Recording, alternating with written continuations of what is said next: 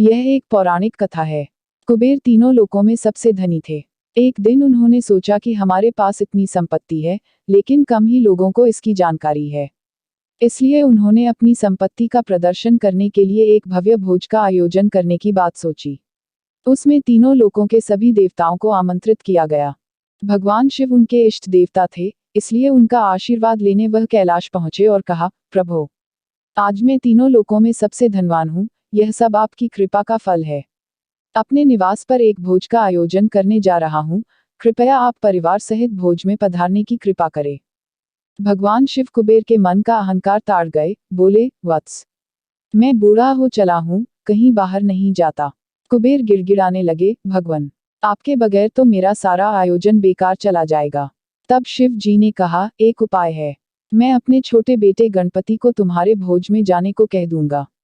कुबेर संतुष्ट होकर लौट आए। नियत समय पर कुबेर ने भव्य भोज का आयोजन किया। तीनों लोकों के देवता पहुंच चुके थे। अंत में गणपति आए और आते ही कहा, मुझको बहुत तेज भूख लगी है। भोजन कहाँ है? कुबेर उन्हें ले गए भोजन से सजे कमरे में। सोने की थाली में भोजन परोसा गया। क्षण भर में ही परोसा गया सारा भोजन खत्म हो गया। दोबारा खाना परोसा गया, उसे भी खा गए। बार बार खाना परोसा जाता और क्षण भर में गणेश जी उसे चट कर जाते।